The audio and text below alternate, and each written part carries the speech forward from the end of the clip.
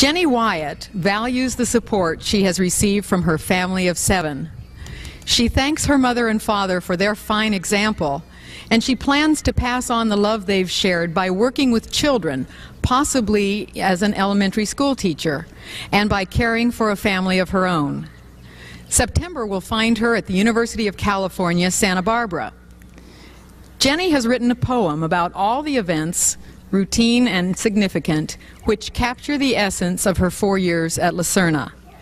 She brings this to you, the class of 1990, so that you can join her in treasuring the memories of these years you've shared.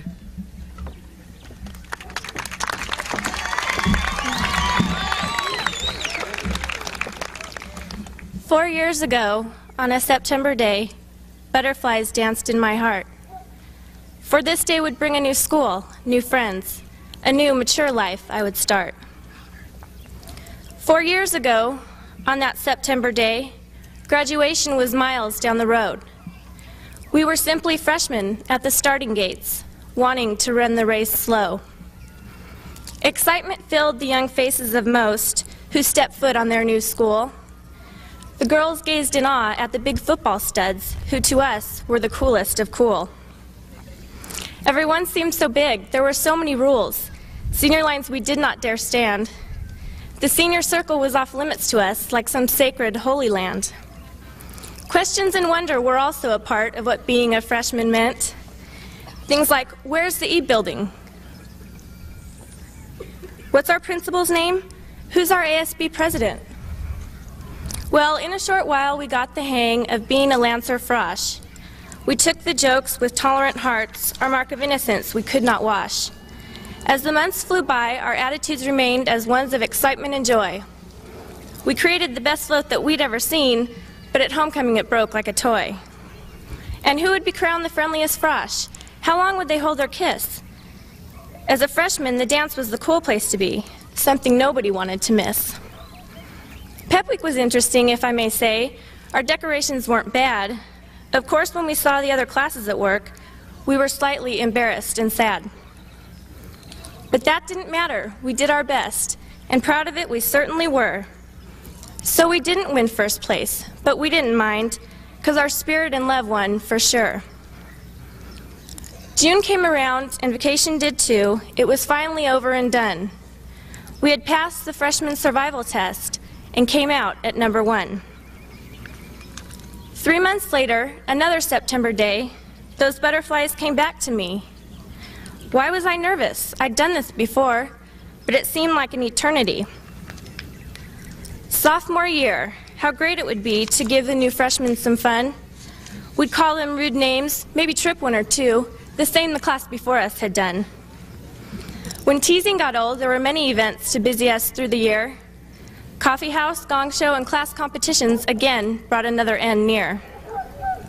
Towards the close of our sophomore phase at LS, Pep Week gave us one more chance. We worked day and night with crimson and white and perfected our drill and cheer dance. This time went much smoother. The juniors weren't glad when we stole their second place plaque, but they lived through the humiliation we caused. They learned to ignore the flack. Summer came and went like another chapter in our Serna book. Did we feel any older? Had our hair gotten long? How different would everyone look? Now we were juniors, upperclassmen at last, adults who could never do wrong. We drove cars to school, even Dad's Cadillac, off-campus lunches we had so longed. Activities seemed to go like the past years, except this year brought our first prom. Our parents sure cried when they realized that their little children were gone. Gone we were. We would soon be seniors of this distinguished school. We would make decisions, apply for college, be able to bend the rules. September 11th of '89, we arrived with anxious minds. We wanted to rush it. We're sick of school. A new life we needed to find. But the hall seemed so empty.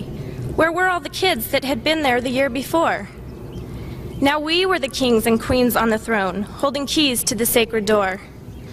The door to our futures, what would they bring? Who would be famous big stars? Who would be doctors, attorneys at law? Who would be selling used cars?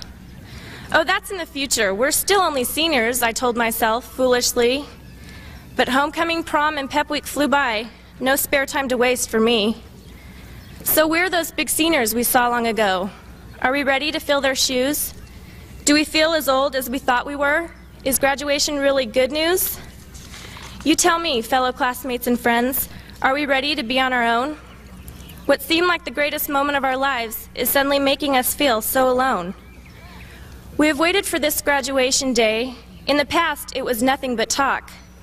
But now that reality's taken its toll, our future doors we are scared to unlock. We will miss our friends, the security of always having someone there. Graduation means making new friends to take places of old ones who are so rare. As we toss up our caps and give our last hugs, the tears will probably fall.